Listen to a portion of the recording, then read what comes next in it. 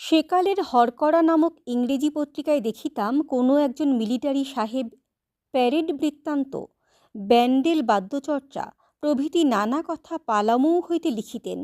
আমি তখনও ভাবিতাম পালামৌ প্রবল শহর, সাহেব সমাকীর্ণ সুখের স্থান।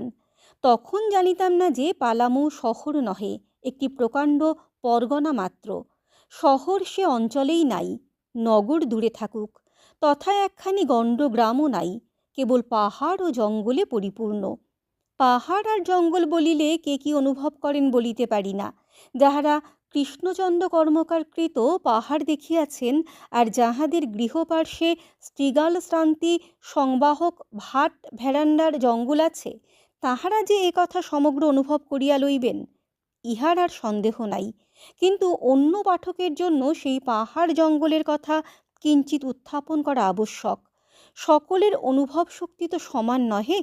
রাঁচি হইতে পালামৌ যাইতে যাইতে যখন বাহকগণের নির্দেশ মতো দূর হইতে পালামৌ দেখিতে পাইলাম, তখন আমার বোধ হইল যেন মর্তে মেঘ করিয়াছে।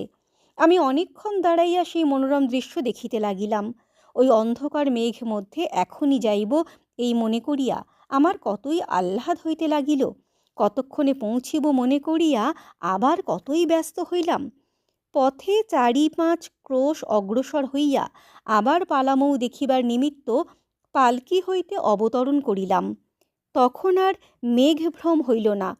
পাহাড়গুলি স্পষ্ট চেনা যাইতে লাগিল, কিন্তু জঙ্গল ভালো চেনা গেল না। তাহার পর আরও ২-১ ক্রোশ অগ্রসর হইলে তাম্রাভ অরণ্য চারিদিকে দেখা যাইতে লাগিল। শেষ আরও কতক দূর গেলে বন স্পষ্ট দেখা গেল।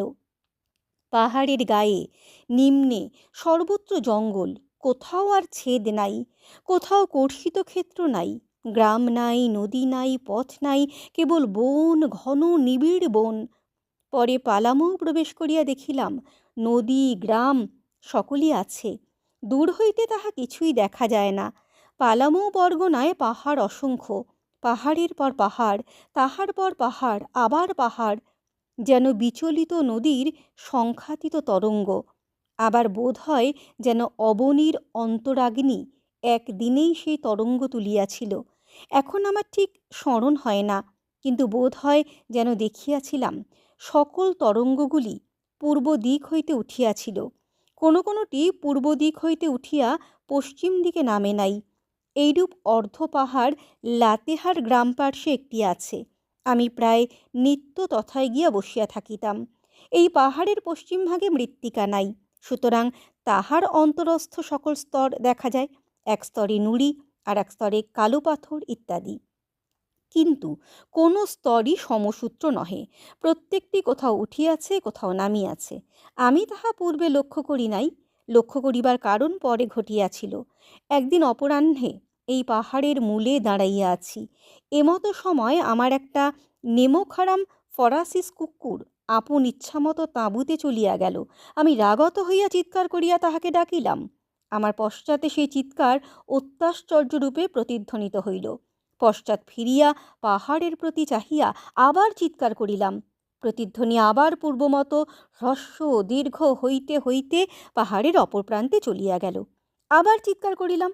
শব্দ পূর্ববৎ পাহাড়ের গায়ে লাগিয়া উচ্চ নীচ হইতে লাগিল। এইবার বুঝিলাম, শব্দ কোনো একটি বিশেষ স্তর অবলম্বন করিয়া যায়। সেই স্তর যেখানে উঠিয়াছে বা নামিয়াছে, শব্দও সেখানে উঠিতে নামিতে থাকে। কিন্তু শব্দ দীর্ঘকাল কেন স্থায়ী হয়? যত দূর পর্যন্ত সেই স্তরটি আছে, তত দূর পর্যন্ত কেন যায়, তাহা কিছুই বুঝিতে পারিলাম না। ঠিক যেন সেই স্তরটি শব্দ কন্ডাক্টর, যে পর্যন্ত নন কন্ডাক্টরের সঙ্গে সংস্পর্শ না হয়, সে পর্যন্ত শব্দ ছুটিতে থাকে। আরেকটি পাহাড় দেখিয়া চমৎকৃত হইয়াছিলাম। সেটি এক শিলা, সমুদয়ে একখানি প্রস্তর। তাহাতে একেবারে কোথাও কণামাত্র মৃত্তিকা নাই। সমুদয় পরিষ্কার ঝরঝর করিতেছে। তাহার এক স্থান অনেক দূর পর্যন্ত ফাটিয়া গিয়াছে। সেই ফাটার উপর বৃহৎ এক অশ্বত্থ গাছ জন্মিয়াছে। তখন মনে হইয়াছিল অশ্বত্থ বৃক্ষ বড় রসিক, এই নীরস পাষাণ হইতেও রস গ্রহণ করিতেছে। কিছুকাল পরে আর একদিন এই অশ্বত্থ গাছ আমার মনে পড়িয়াছিল। তখন ভাবিয়াছিলাম বৃক্ষটি বড় শোষক, ইহার নিকট নীরস পাষাণেরও নিস্তার নাই। এখন বোধহয় অশ্বত্থ গাছটি আপন অবস্থানুরূপ কার্য করিতেছে। সকল বৃক্ষই যে বাংলার রসপূর্ণ কোমল ভূমিতে জন্মগ্রহণ করিয়া বিনা কষ্টে কালযাপন করিবে এমন সম্ভব নহে। যাহার ভাগ্যে কঠিন পাষাণ, পাষাণই তাহার অবলম্বন। এখন আমি অশ্বত্থটির প্রশংসা করি। এক্ষণে সে সকল কথা যাউক, প্রথম দিনের কথা দুই একটি বলি। অপরাহ্নে পালামৌয়ে প্রবেশ করিয়া উভয় পার্শ্বস্থ পর্বতশ্রেণী দেখিতে দেখিতে বনমধ্য দিয়া যাইতে লাগিলাম। বাঁধা পথ নাই, কেবল এক সংকীর্ণ গোপথ দিয়া আমার পালকি চলিতে লাগিল। অনেক স্থলে উভয় পার্শ্বস্থ লতা পল্লব পালকি স্পর্শ করিতে লাগিল। বন বর্ণনায় যেরূপ শাল তাল তমাল হিনতাল শুনিয়াছিলাম, সেরূপ কিছুই দেখিতে পাইলাম না।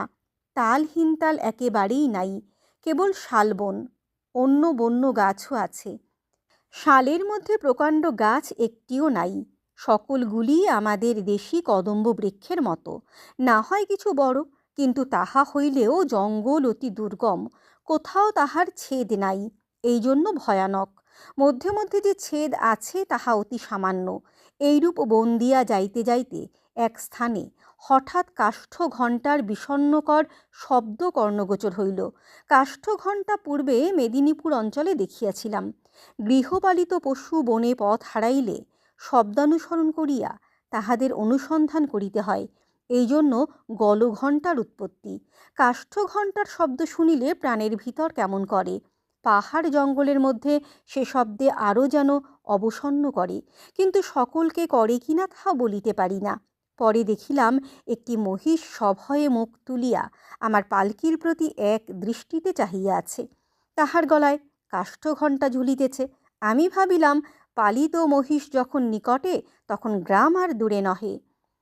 অল্প বিলম্বেই অর্ধ শুষ্ক তৃণাবৃত একটি ক্ষুদ্র প্রান্তর দেখা গেল।